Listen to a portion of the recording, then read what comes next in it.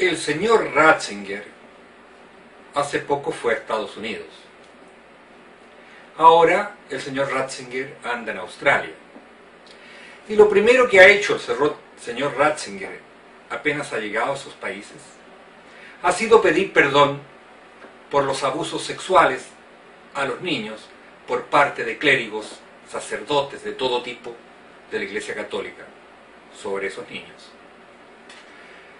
Para ser más exacto, el señor Ratzinger debería pedir perdón no solo por eso, sino por una felonía mayor, que es que la Iglesia Católica lo sabía, no dijo nada, es más, lo escondió. Trasladó a esos clérigos, a esos sacerdotes, de los lugares donde estaban y habían hecho sus felonías, a otros lugares. Los escondió en el fondo. Los abusos sexuales son delito, y ella los escondió y los evadió. Solo porque la prensa le dio cabida a los reclamos de los padres, se supo. No por la ética, el amor a los niños de la Iglesia. No porque la verdad nos hará libre, tampoco fue por eso. Fue porque se les persiguió y se les investigó. Y ahora da excusas, pero no por todo. Pero no nos extrañemos, la religión y las iglesias siempre han sido así. Los judíos tienen la circuncisión. Un abuso sobre un bebé, no tiene ni 2 meses, y con este gusto por la sangre de las religiones, pues le hacen la circuncisión, de tal manera que le producen dolor, sufrimiento, sangre. ¿Por qué? Porque sí. No hay ni siquiera un mandato bíblico. Es más, ese rabino debe, con sus labios, tomar el pene de esa guagua o de ese bebé y expulsarlo. Antes de que existieran los antibióticos, muchos de esos bebés fallecieron por infecciones. Y actualmente, ¿por qué se hace? Siempre por el gusto del sufrimiento. No hay ninguna razón para hacerlo, excepto de entrar siempre en la cosa sexual. ¿Se equivocó Dios?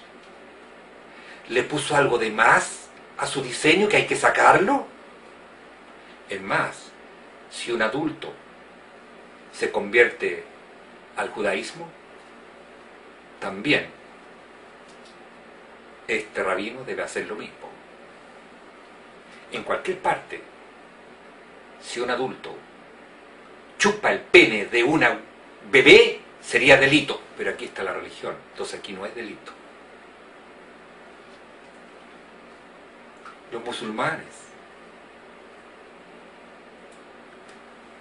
cortan los labios mayores y el clítoris de los aparatos sexuales de las mujeres.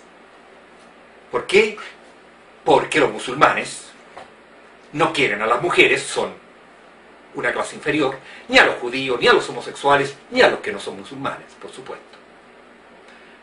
Pero además, para que no gocen las mujeres, porque no deben gozar. Otra vez, la cosa, y esas mujeres son niñas, a las cuales no se le pide, por supuesto, su opinión, lo mismo que en el caso de los judíos. Los católicos, la masturbación, siempre fue un pecado mayúsculo. Los sacerdotes decían que la masturbación iba a volver loco, iba a enfermar, iba a reblandecer el cerebro y otras pamplinas.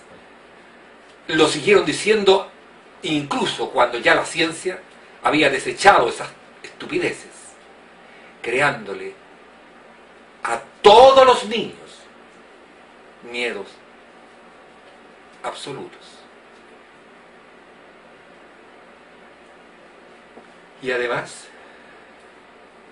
para ser sacerdote hay que ser célibe, es decir, hay que decidir no tener sexo, entre comillas, obviamente. Es decir, no hacer algo natural. A esos sacerdotes yo les diría, ¿para qué cree que Dios, el Dios de él, le dio pene? Por supuesto que ante tamaña estupidez, ahí se congregan los depravados más grandes. Y es así como terminan abusando de los niños.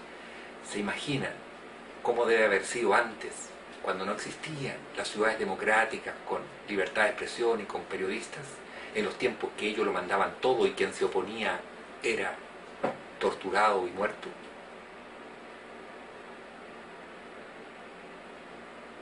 Las religiones siempre, siempre son una negación de la vida y del gozo. Siempre son sufrimiento. Siempre lo infligen en los demás. Las iglesias y las religiones, desde cierto punto de vista, son unas organizaciones estructuradas tanto para reprimir el sexo en los seres humanos como producir abusos en los menores.